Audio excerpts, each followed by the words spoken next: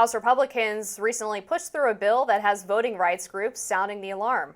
In a mostly party line vote Thursday, the House passed the Safeguard American Voter Eligibility, or SAVE Act, which would require proof of citizenship, like a birth certificate, to register to vote. But advocates are saying the new law will disenfranchise marginalised communities who may not have access to the proper documentation and create a barrier to voting for the millions of Americans who have changed their name, including women who have taken their spouse's last name. Republicans passed the bill to cut down on non-citizen voting, something that Democrats point out is already illegal. And many on the left are now decrying the effort as voter suppression. Here's Minnesota Representative Ilhan Omar. Effectively, if you are a woman, you are married, you changed your name, and it doesn't match what is on your birth certificate, you are not going to be able to vote.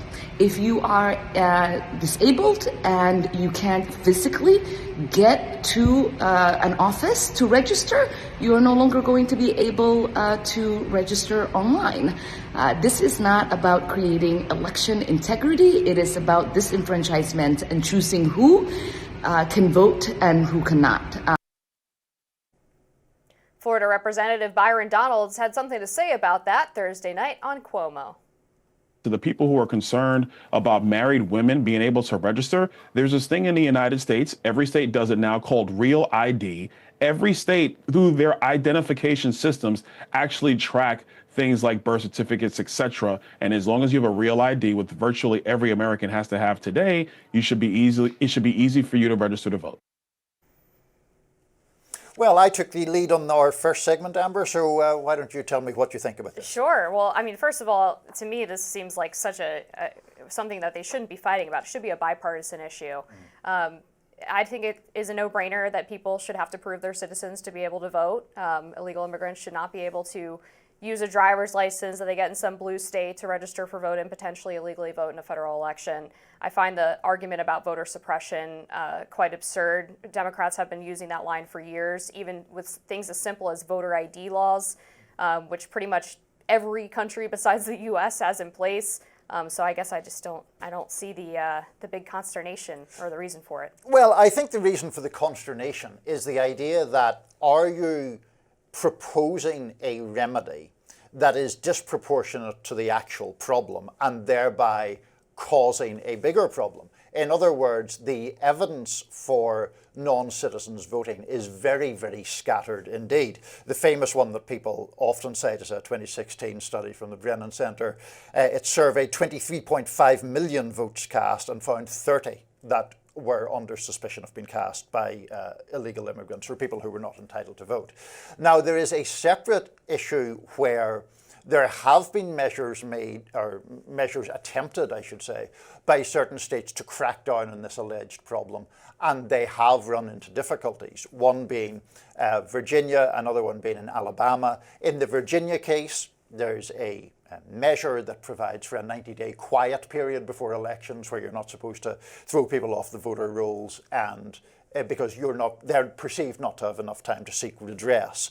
Glenn Youngkin did that very controversially. It was struck down by some courts. It was ultimately upheld by the Supreme Court.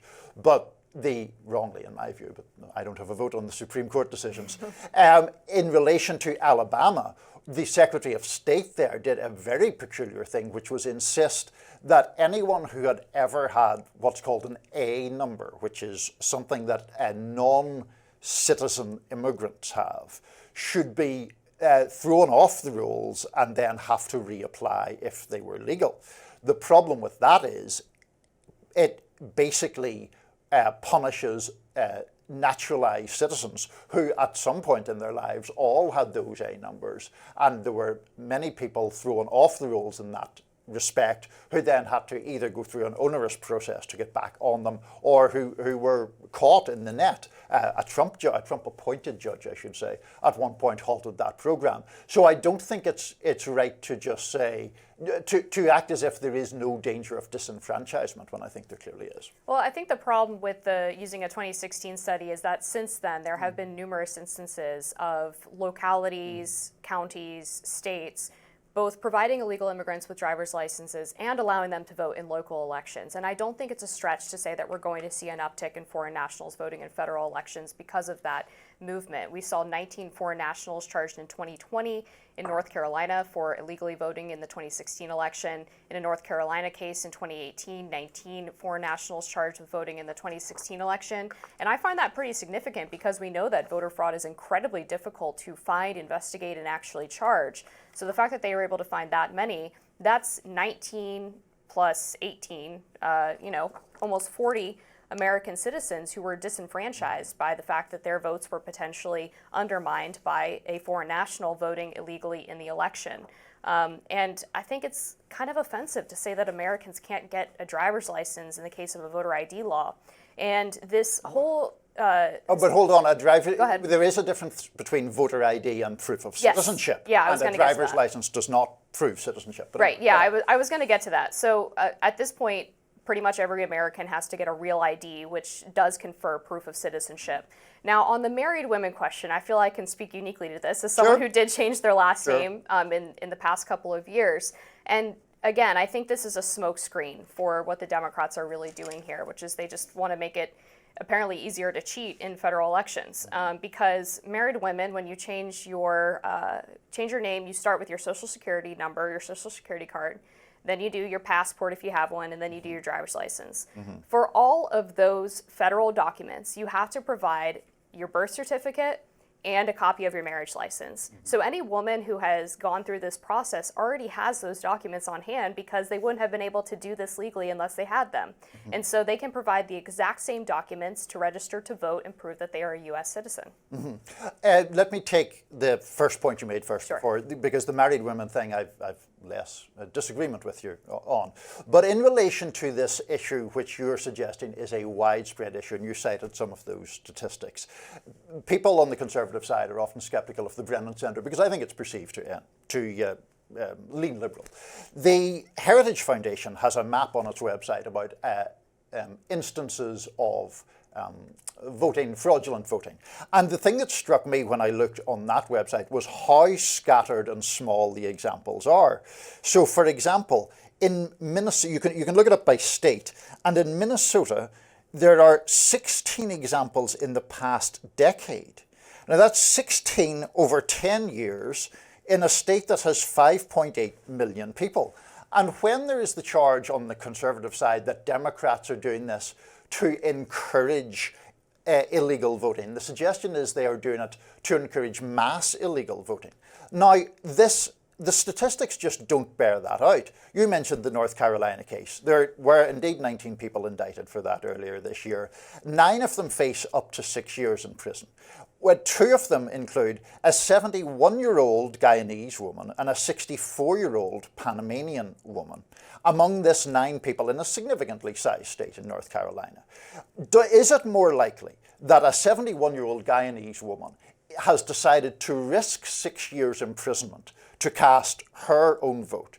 Or is it more likely that that is somebody who, for whatever reason, doesn't quite understand the regulations and has cast a vote in error?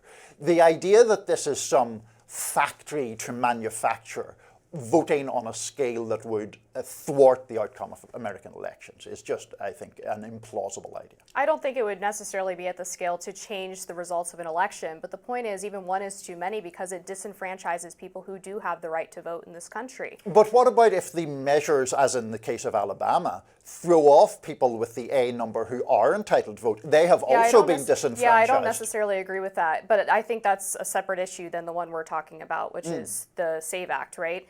But I would also say, in North Carolina, back when they implemented a voter ID law, I believe it was in the late 2000s, early 2010s, there was a massive argument from the left that they were going to disenfranchise African American voters specifically, which again is sort of the bigotry of low expectations. I believe Thomas Sowell first used that term of assuming that black people were not capable of getting a driver's license. And I feel the same with the documentation that's required here. But they actually found that African American voting rates went up after that law was implemented. So I just think the totality of the evidence suggests that this is not a massive burden for most Americans, shouldn't be taken as evidence of disenfranchisement.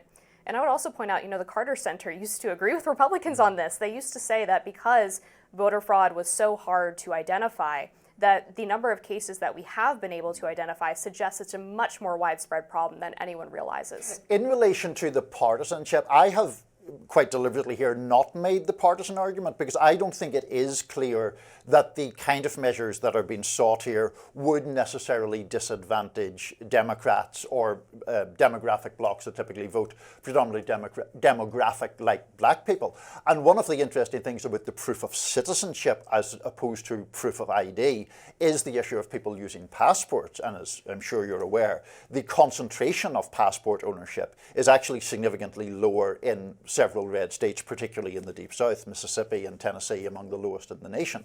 So my argument isn't really it will advantage this party or that party. It is that the restriction risks creating more damage than it purports to resolve.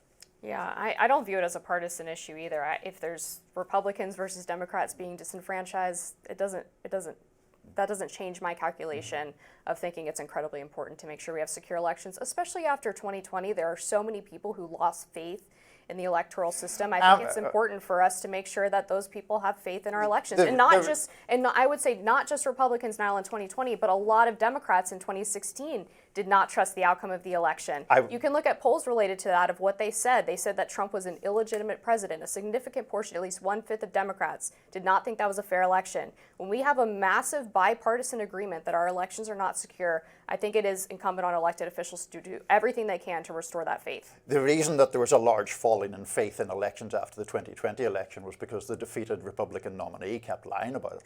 No, it was because they changed the rules in the last minute related to COVID. Next on Rising, what's next for Democrats as they grapple with their response to the second Trump presidency?